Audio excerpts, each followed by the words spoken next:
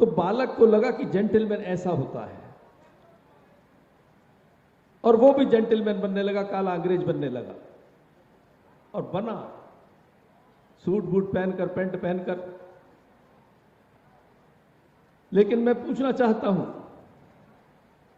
कि एक और हमारे माननीय योगी जी खड़े हों, भगवाधारी, हमारी संस्कृति के प्रतीक, और दूसरी ओर वाइडन खड़ा हो जाए, हमारा सर योगी जी की तरफ झुकेगा, क्योंकि भगवा हमारी संस्कृति है।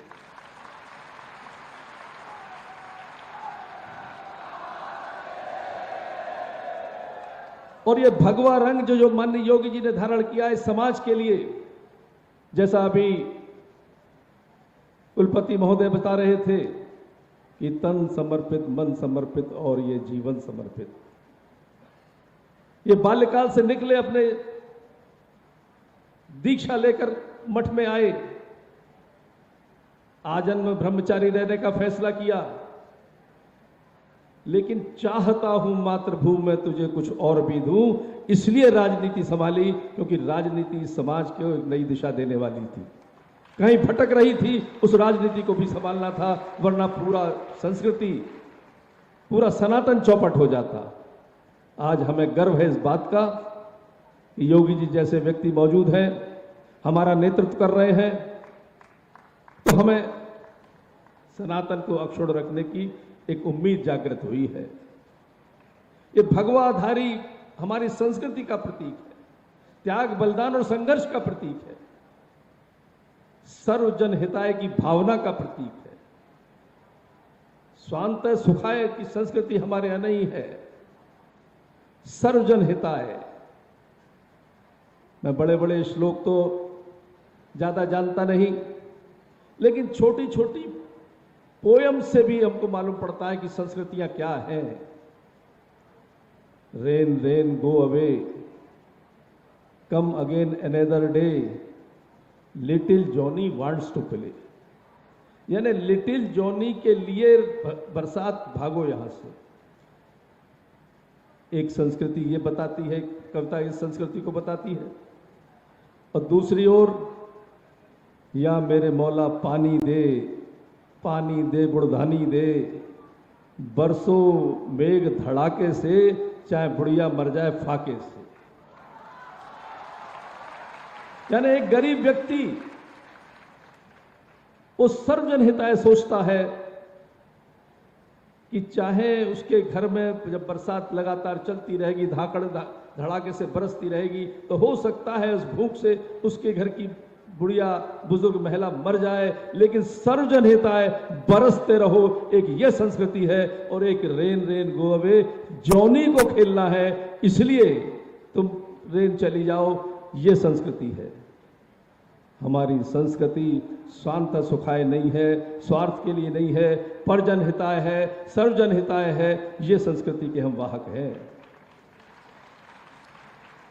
वो संस्कृति विलुप्त होती गई जब हम अंग्रेजियत की ओर बढ़ते चले गए, लेकिन पुनः जागरण हो रहा है मोदी जी और योगी जी के नेतृत्व में। अष्टादश पुराणेषु व्यासस्य वचनद्वयम् परोपकार पुण्याय च पापाय परपीडनम। यानी परोपकार पुण्य है और पाप कर परपीड़न पर दूसरों को पीड़ा देना पाप है। यह हमारी संस्कृति है, हम इस संस्कृति के वाहक हैं, और वही संस्कृति को पुनर्जीवित देना, पुनर्जीवन देना, उसको अक्षुण्ण बनाना हमारे योगी जी के नेतृत्व में हो रहा है, मोदी जी के नेतृत्व में हो रहा है। और इस परिवेश में आप देख रहे हैं कि राजनीति भी दो भागों में बटी हुई है। एक और राष्ट्रवाद है, सबका साथ, सबका विकास, सबका प्रयास, सबका विश्वास, यानी वसुधैव कुटुंबकम जो हमारी संस्कृति का एक आदर्श वाक्य है, उसका सरल इसका तर्जुमा है। दूसरी तरफ वो राजनीति खड़ी है जो स्वार्थपरक है, जातिवाद, परिवारवाद, बड़ा नुकसान पहुंचाया है इस राजनीति ने। तो हमको तय करना है कि राजनीति को भी किधर ले जाना है, क्योंकि राजनीति समाज सेवा का सशक्त माध्यम होती है। राष्ट्र को नए निर्माण कराने का सशक्त माध्यम होती है। एक और वो लोग खड़े हैं जो कश्मीर में तिरंगा न फहराने पर चुप बैठते हैं, एक उसके साथ खड़े होते हैं, और एक तरफ वो है मोदी जी और योगी जी के लोग जो चांद पे तिरंगा फहराते हैं और हर भारतवासी का सीना 56 इंची का करते हैं। वो राजनीति है। एक राजनीति वो है कि संस्कृत नष्ट हो जाए, एक राजनीति वो है जो संस्कृत को पुष्ट करती है, वो राजनीति है। आज संस्कृत को पुष्ट करने वाला हमारा नेतृत्व, हमारे नेता योगी जी यहाँ आए हैं, इनके माध्यम से संस्कृति पुष्ट होगी। मैं हृदय की गहराइयों से आप सबकी ओर से अपने श्रद्धेय नेता का हार्दिक अभिनंदन करता हूं, स्वागत करता हूं, और इनके नेतृत्व में हमारी संस्कृति पल्लवित हो, संस्कृति भी पल्लवित हो। धन्यवाद। बहुत बहुत धन्यवाद माननीय का, जोरदार तालियां एक बार। अब मैं माननीय मुख्यमंत्री जी से निवेदन करता हूं कि संस्कृत छात्रवृत्ति योजना का शुभारंभ 12 बच्चों को प्रतीकात्मक रूप से चेक वितरण करके करेंगे माननीय मुख्यमंत्री जी। प्रथम नाम है सुहानी कुमारी। सुहानी कुमारी, तालियां आप सभी की अनवरत बजती रहनी चाहिए। मातृशक्ति का वंदन। सुहानी। तनुजा शुक्ला। तनुजा शुक्ला।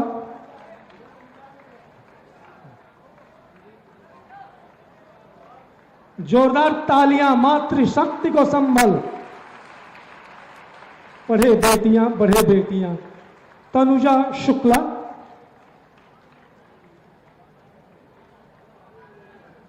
जोरदार तालियां आप सभी की बजती रहनी चाहिए। रंजना कुमारी। रंजना कुमारी। कृष्णा द्विवेदी।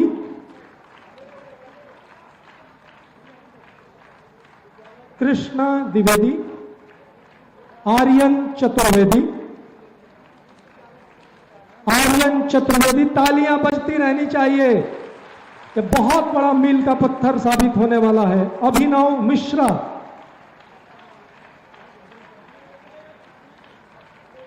अभिनव मिश्रा। स्मिता पाठक। स्मिता पाठक। जोरदार तालियां बजती रहनी चाहिए।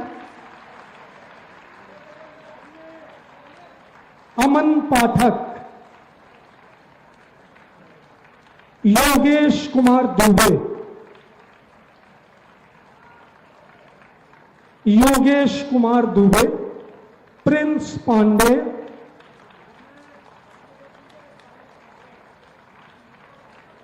हर्ष कुमार मिश्रा और गोपी।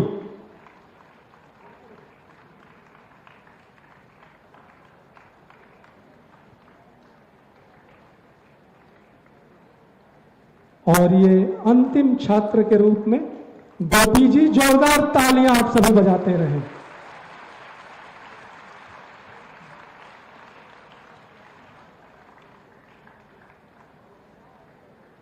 सबका साथ, सबका विकास, सबका विश्वास, सबका प्रयास के मूल मंत्र के साथ भारतवर्ष को विकसित राष्ट्र बनाने के लिए दृढ़ संकल्पित देश के यशस्वी प्रधानमंत्री श्री नरेंद्र मोदी जी के दिए सूत्र रिफॉर्म, परफॉर्म और ट्रांसफॉर्म को आत्मसात कर उत्तर प्रदेश को देश के अंदर सर्वाधिक निवेश को आकर्षित करने वाला राज्य बनाने वाले सशक्त उत्तर प्रदेश के शिल्पकार अपने पदम पराग से इस धरा को पर्यालोकित, पर्याशीर्वादित करने वाले हमारे प्रदेश के यशस्वी मुख्यमंत्री माननीय श्री योगी आदित्यनाथ जी से करबद्ध प्रार्थना करता हूं कि आप मंच पर आएं और हम सभी को आशीर्वादित करें। माननीय मुख्यमंत्री जी। नमः पार्वती पते हर हर।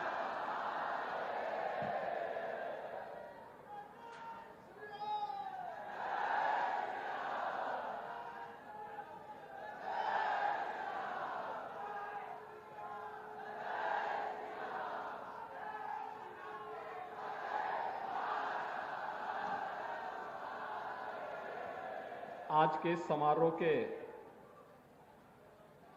विशिष्ट अतिथि के रूप में उपस्थित प्रदेश सरकार में मंत्रिमंडल के मेरे सहयोगी, उच्च शिक्षा के मंत्री श्री योगेंद्र उपाध्याय जी,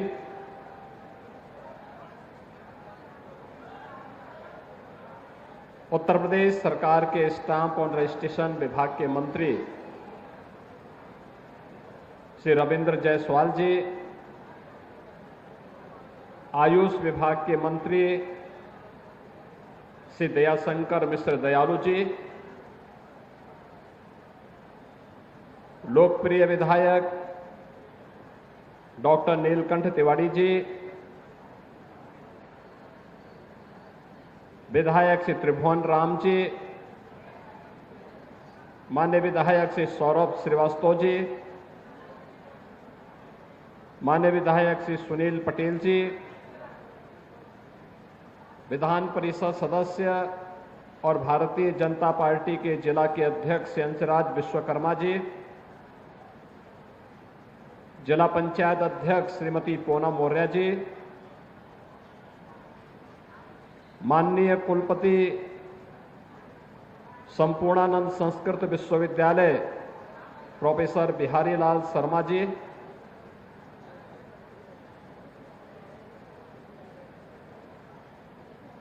श्री काशी विश्वनाथ मंदिर न्यास परिषद के अध्यक्ष प्रोफेसर नागेंद्र पांडे जी,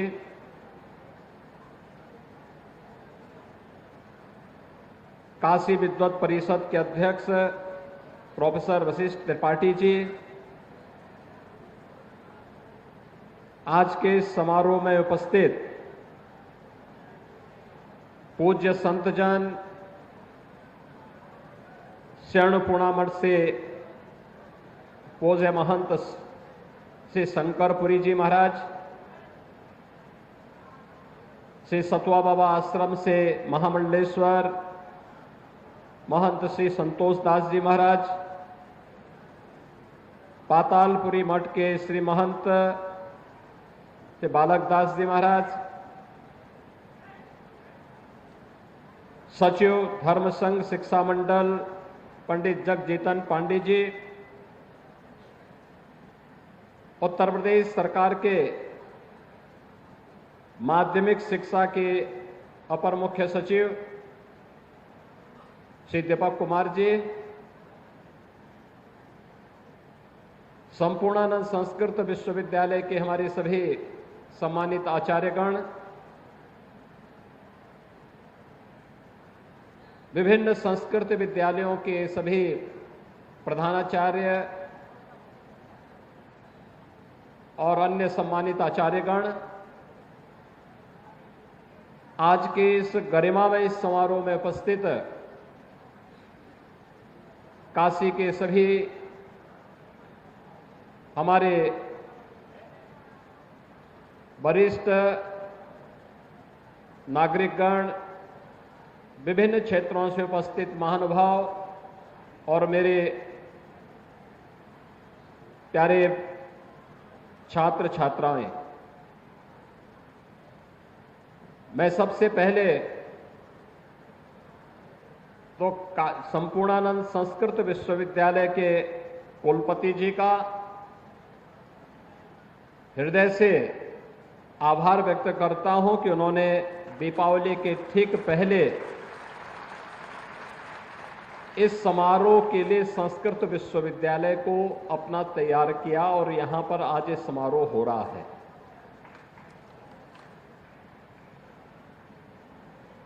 यह समारोह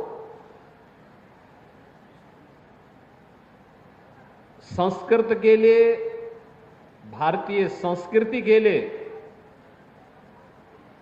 और उसकी आत्मा की दृष्टि से अत्यंत महत्वपूर्ण समारोह है।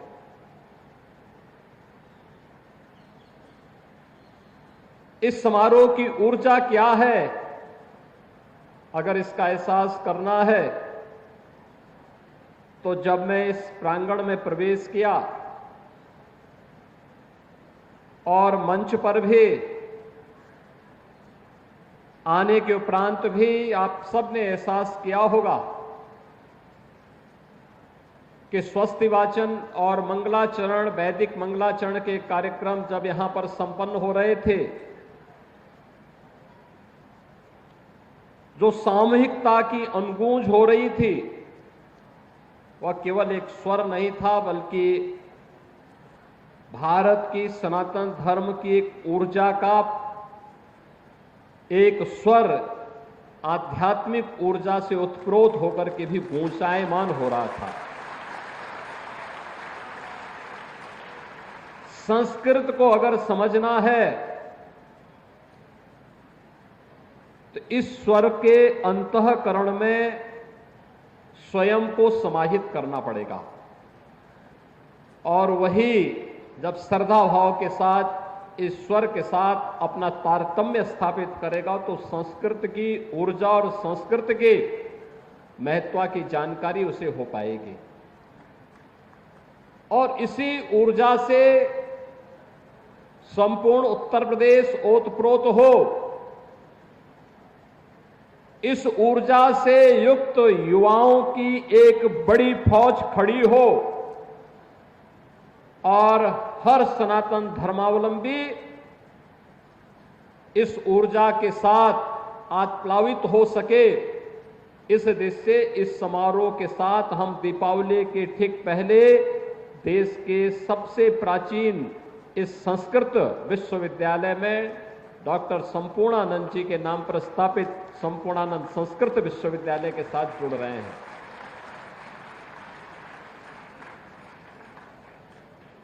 मुझे आश्चर्य होता है,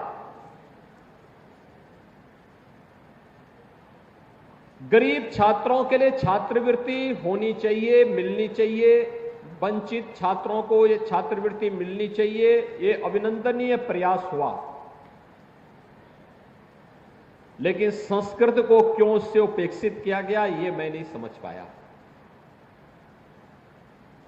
अभी तक संस्कृत के केवल 300 बच्चों के लिए स्कॉलरशिप की व्यवस्था थी, और उसके लिए भी छात्रों को पता नहीं था, कोई आवेदन नहीं कर पाता था। कुल 300, 25 करोड़ की आबादी है। मैं आश्चर्यचकित करता था, संपूर्णानंद संस्कृत विश्वविद्यालय से जब प्रथमा, पूर्व मध्यमा, उत्तर मध्यमा की भी मान्यता प्राप्त होती थी, तब नेपाल और देश के अलग अलग जगहों के छात्र काशी में भी, गोरखपुर में भी अध्ययन करने के लिए आते थे। सन 2001 में उत्तर प्रदेश संस्कृत परिषद बनी और परिषद को मान्यता नहीं मिली, लेकिन छात्रों का प्रवेश होता रहा। कभी प्रयास नहीं हो पाया कि इस संस्कृत परिषद को हम मान्यता दिला पाए। मैंने जब एक बार छात्रों की संख्या के बारे में पूछा कि वे संस्कृत से छात्र क्यों भाग रहे हैं, पता लगा कि मान्यता न होने के कारण बाहर के बच्चे अब आने से कतराते हैं। हम लोगों ने मान्यता बहाल करवाई। आज उत्तर प्रदेश संस्कृत परिषद में भी संपूर्णानंद संस्कृत विश्वविद्यालय की मान्यता पहले से थी, और यह देश का प्राचीन संस्कृत विश्वविद्यालय है। अपनी एक लंबी यात्रा इस संस्कृत संस्थान ने आगे लेकर के चला है, बढ़ा है, गौरवशाली परंपरा के साथ आगे बढ़ा है। लेकिन संस्कृत परिषद को मान्यता तब मिल पाई जब हम लोगों की सरकार 2017 में आई, और आज उत्तर प्रदेश संस्कृत परिषद को भी मान्यता है। अब मैं देखता हूं छात्रों की संख्या में बढ़ोतरी, लेकिन एक उपेक्षा का भाव जो देखने को मिला था। और आज इसीलिए हम सब आज यहां पर उपस्थित हुए हैं कि अभी तो हम लोगों ने यहां पे संस्कृत के बच्चों के लिए मैं आश्चर्यचकित था। पहले तो स्कॉलरशिप नहीं मिलती थी, उसमें भी आय सीमा जोड़ दी गई। तो हम लोगों ने कहा नहीं, संस्कृत के साथ जुड़ने वाले हर छात्र को ये स्कॉलरशिप मिलनी चाहिए। और आज जिस स्कॉलरशिप को हम लोगों ने वितरण कार्य प्रारंभ किया है, ये मेरा सौभाग्य है कि दीपावली के पहले यह अवसर प्राप्त हो रहा है हमें। दीपावली के ठीक पहले यानी कल तक इन 69,195 छात्रों के अकाउंट में ये धनराशि उनके अकाउंट में कल पहुंच जाएगी। बैंक खुलते ही ये अकाउंट में पहुंचेगी। लेकिन ये संख्या उत्तर प्रदेश के अंदर जितने भी संस्कृत के बच्चे हैं, प्रथमा से लेकर के आचार्य तक, इन सब के फॉर्म भरवाने हैं, सबको ये स्कॉलरशिप उपलब्ध करवानी है। इसके लिए हर संस्थान को लगना पड़ेगा, अपने स्तर पर प्रयास करना पड़ेगा और इसको आगे बढ़ाना पड़ेगा।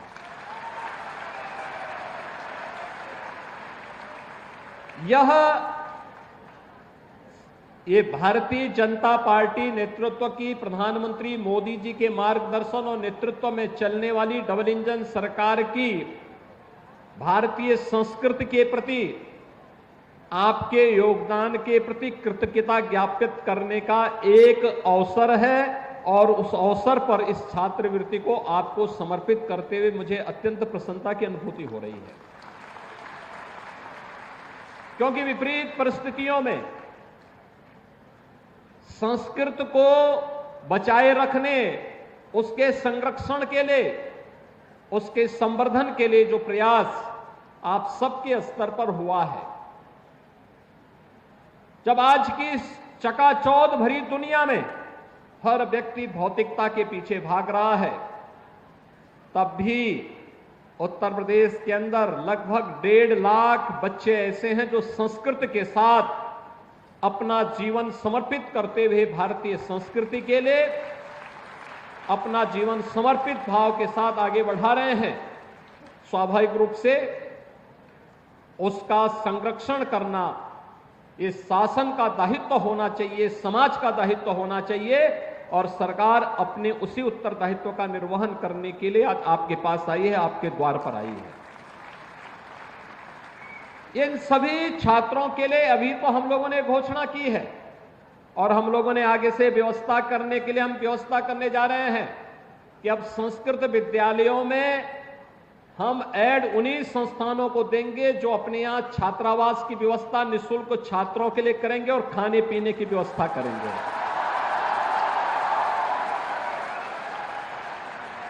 जहां पर भी कोई व्यक्ति, कोई आश्रम, कोई न्यास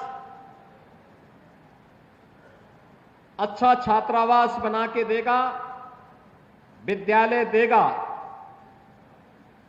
बच्चों के रहने खाने की निःशुल्क व्यवस्था करेगा, वहां हम अनुदान दे करके उस संस्थान को हम संस्कृत की मान्यता के लिए अच्छे आचार्यों की नियुक्ति करने के लिए एक स्वतंत्रता भी देंगे। और हमने कहा कि भाई युद्ध स्तर पर प्रदेश भर में इस प्रकार के विद्यालय खोलिए जो गुरुकुल की परंपरा को पुनर्जीवित कर सके।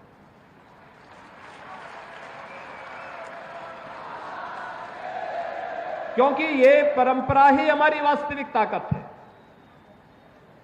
इस परंपरा ने ही भारत को विश्व गुरु के रूप में स्थापित किया। इस परंपरा के कारण ही विपरीत परिस्थितियों में भी भारतीय संस्कृति, हमारी सनातन संस्कृति तमाम झंझावतों का मुकाबला करते हुए भी आज जीवित बनी हुई है, सुरक्षित है और दुनिया का मार्गदर्शन करने के लिए आज प्रधानमंत्री मोदी जी के नेतृत्व में उठ खड़ी हुई है।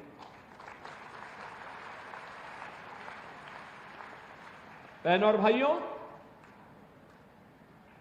मुझे लगता है कि अब ये समय प्रधानमंत्री मोदी जी के नेतृत्व में भारतीय सभ्यता, संस्कृति, सनातन धर्म और भारत का समय आ गया है।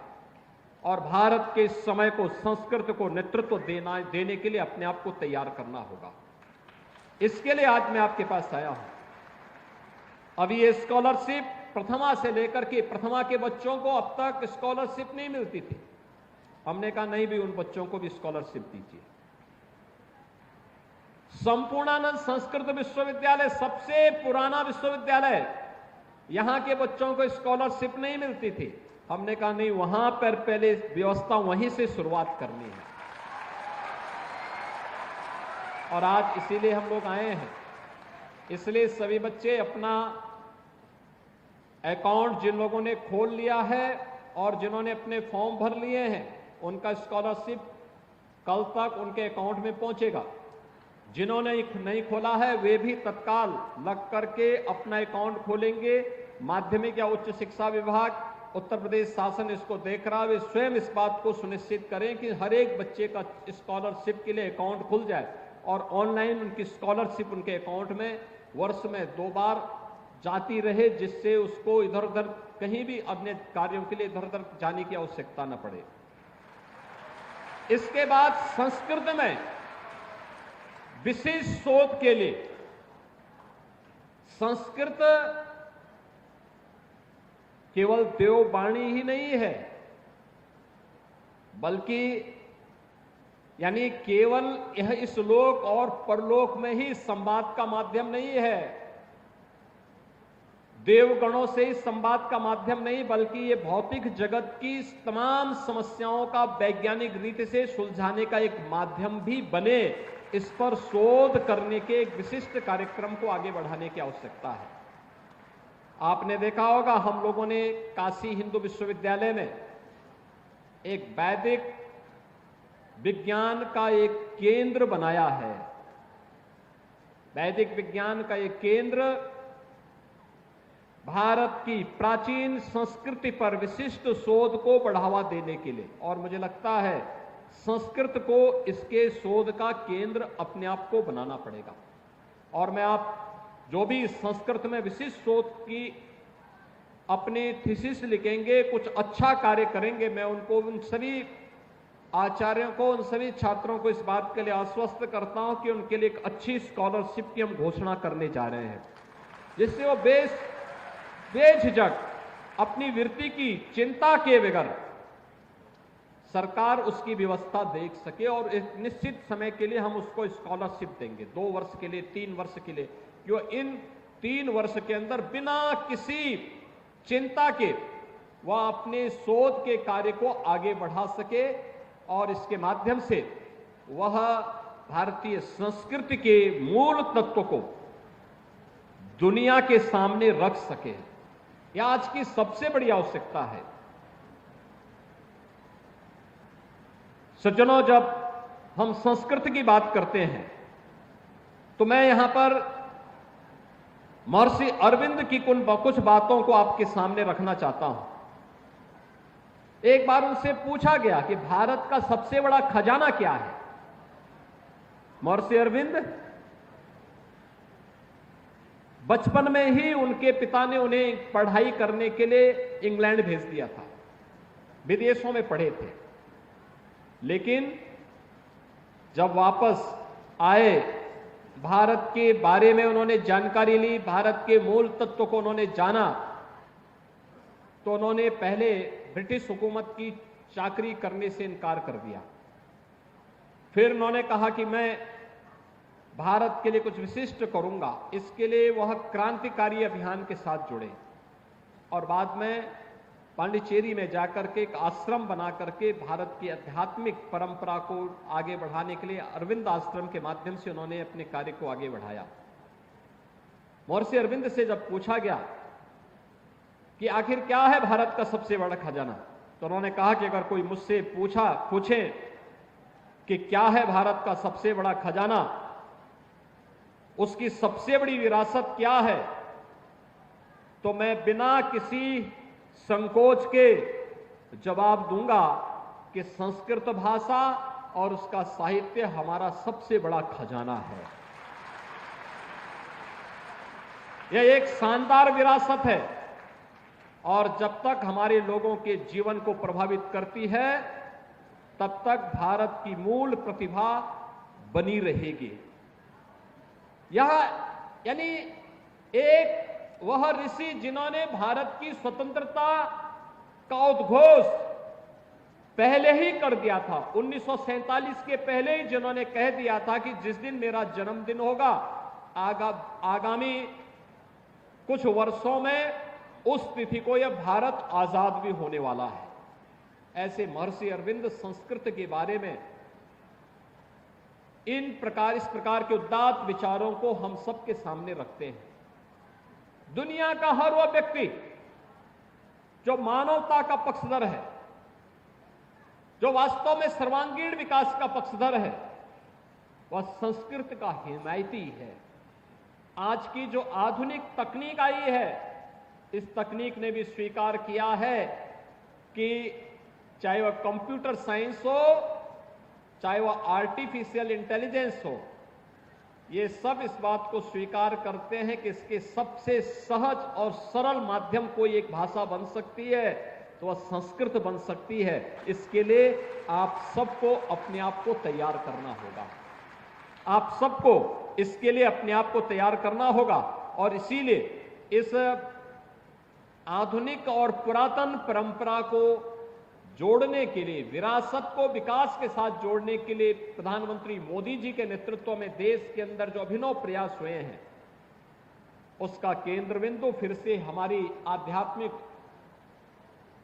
और सांस्कृतिक राजधानी काशी बने। काशी से संदेश फिर से जाए, इस कार्यक्रम को हम मजबूती के साथ आगे बढ़ा सकें, यह आज की सबसे बड़ी आवश्यकता है। जितने प्राचीन परंपरा उतने ज्यादा पर्व और त्योहार। आखिर पर्व और त्योहार तो उन्हीं के पास होंगे जिनकी विरासत जितनी प्राचीन होगी। अभी धनतेरस से लेकर धन्वंतरी जयंती से लेकर के और आगे छठ तक पूरा समारोह पे समारोह होते हुए दिखाई देंगे। सर्वत्र एक उल्लास होगा, खुशी होगी और एक खुशी संस्कृत के समर्थकों के मन में भी, भारतीय संस्कृति के प्रति अनुराग का भाव रखने वाले हर व्यक्ति के अंदर भी दिखनी चाहिए। और उसी भाव के साथ आज मुझे यहाँ संपूर्णानंद संस्कृत विश्वविद्यालय के प्रांगण में आप सभी संस्कृत जनों के साथ में, सुधी जनों के साथ में आज संवाद करके इस कार्यक्रम का शुभारंभ करते हुए मुझे प्रसन्नता की अनुभूति हो रही है। आज के इस अवसर पर मैं एक बार फिर से जिन छात्रों को ये स्कॉलरशिप मिलने जा रहा है, इन 69,165 छात्रों को तो तत्काल रूप से और इसके बाद जो भी इसमें फॉर्म भरेंगे संस्कृत के बच्चे प्रथमा से लेकर के आचार्य तक, इन सबको मैं हृदय से बधाई देता हूं और उनको इस बात के लिए आश्वस्त करता हूं कि वे निश्चिंत होकर के अपनी पढ़ाई करें। सरकार उसके लिए पूरी व्यवस्था करेगी। संस्कृत के लिए बहुत चिंतित अब होने की आवश्यकता नहीं है। दूसरा, हम लोगों ने विभाग से इस बारे में भी कहा है कि जिन संस्कृत विद्यालयों में शिक्षकों की पूरी भर्ती नहीं हो पाई है, तत्काल वहां पे भर्ती की प्रक्रिया को भी, जहां पर प्रबंधन को करना है, प्रबंधन के साथ मिलकर के अच्छे और योग्य आचार्यों की नियुक्ति हो सके, ये व्यवस्था सुनिश्चित करना है, क्योंकि बहुत आवश्यक है। और जब तक कोई शिक्षक नियुक्त नहीं होता है, आप तब तक उन्हें मानदेय पर अच्छे शिक्षकों की तैनाती दीजिए और नियुक्ति में उनको अगर वेटेज देंगे, थोड़ी भी उनको प्राथमिकता देंगे, तो वे और भी अच्छे ढंग से इस कार्य को आगे बढ़ा देंगे। और मुझे लगता है कि एक फिक्स मानदेय पर जो शिक्षक पढ़ा रहे हैं, अगर हम उनको वेटेज दे करके आगे बढ़ाएंगे तो मुझे लगता है उसका अच्छा संदेश जाएगा। वे और भी अच्छे ढंग से इन छात्रों को संस्कृत के प्रति आकर्षित करने में, उन्हें आगे बढ़ाने में मदद कर पाएंगे, उसको और आगे बढ़ाने में उनको भी अच्छा लगेगा। ये कार्य हमें तेजी के साथ करना होगा। संस्कृत को वैज्ञानिक भाषा है और इसको उसी रूप में आगे बढ़ाने के लिए हम लोगों को अपने स्तर पर प्रयास करना होगा। आज के परिप्रेक्ष्य में संस्कृत का उपयोग किस रूप में हम आगे बढ़ा सकते हैं, इसको भारतीय संस्कृति की दृष्टि से भी, वैज्ञानिक भाषा है इस दृष्टि से भी, और ज्ञान विज्ञान की इस भाषा को हम आने वाले समय में भारत की विरासत और भारत की ज्ञान की धरोहर के रूप में मजबूती के साथ आगे बढ़ा सकें, इसके लिए अब युद्ध स्तर पर लग करके कार्य करने की आवश्यकता है। मैं पिछले दिनों स्वयं भी यहां पे संपूर्णानंद संस्कृत विश्वविद्यालय के प्रांगण में आया था। मैं अचानक आया था, मैंने कुलपति जी से आग्रह किया कि मैं विश्वविद्यालय में आ रहा हूं, और मैंने देखा है लगभग 75,000 से अधिक पांडुलिपियां, प्राचीन पांडुलिपियां यहां पे संरक्षित हैं। उनके संरक्षण का कार्य हो रहा है। विशिष्ट शोध अलग अलग विषयों पर जो यहां पर हुए हैं, उसको लेकर के हमें और भी अच्छे ढंग से कार्य को आगे बढ़ाने की आवश्यकता है। अन्य इस प्रकार के ताम्रपत्र और पांडुलिपियां जहां तहां पड़ी हुई है, उन्हें भी संरक्षित करने की आवश्यकता है, क्योंकि भारतीय संस्कृति के संरक्षण का दायित्व ये केवल और केवल संस्कृत उठा सकती है। संस्कृत के प्रति अनुराग रखने वाले लोग उठा सकते हैं। संस्कृत के प्रति श्रद्धा का भाव रखने वाले आज का युवा उठा सकता है। सरकार का संरक्षण मिलेगा, सरकार इसमें भरपूर सहयोग करेगी। और मैंने यहां पे संपूर्णानंद संस्कृत विश्वविद्यालय के कुलपति से भी कहा है कि विश्वविद्यालय का एक पूरी कार्य योजना बना करके वे हमें प्रस्तुत करें। आपको जो भी सहयोग की आवश्यकता होगी, सरकार आपको सहयोग करेगी।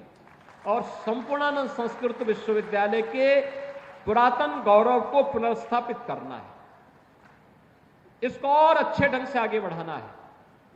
और संस्कृत जब भी आगे बढ़ेगी, या तो इस प्रकार के विश्वविद्यालय बनाएंगे, या कोई मठ और मंदिर मिलकर के जब इस कार्यक्रम के साथ जुड़ जाएगा, तो उसको और अच्छे ढंग से आगे बढ़ाने का कार्य हमें करना होगा। और इस दृष्टि से हम सब मिलकर के इस कार्यक्रम को आगे बढ़ा सकेंगे, इस विश्वास के साथ मैं आज के इस अवसर पर, जब यहां पर आज संस्कृत विश्वविद्यालय के और संस्कृत से जुड़े हुए छात्रों को यहां पर स्कॉलरशिप वितरण का कार्यक्रम का शुभारंभ हुआ है, मैं एक बार फिर से आप सबको बधाई देता हूं। धन्वंतरी जयंती और दीपावली की हृदय से बधाई देता हूं। आप सबके प्रति अपनी शुभकामना व्यक्त करता हूं।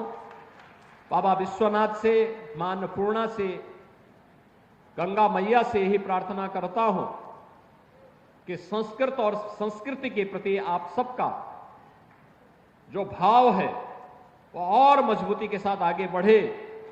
सरकार आपको हर प्रकार का सहयोग करेगी। आप सबका मैं एक बार फिर से हृदय से स्वागत करता हूं, अभिनंदन करता हूं। जय तो संस्कृतम, जय तो भारतम। धन्यवाद। जय हिंद। मां भारती के सत्य सपूत का आप सभी धन्यवाद ज्ञापित करिए। भारत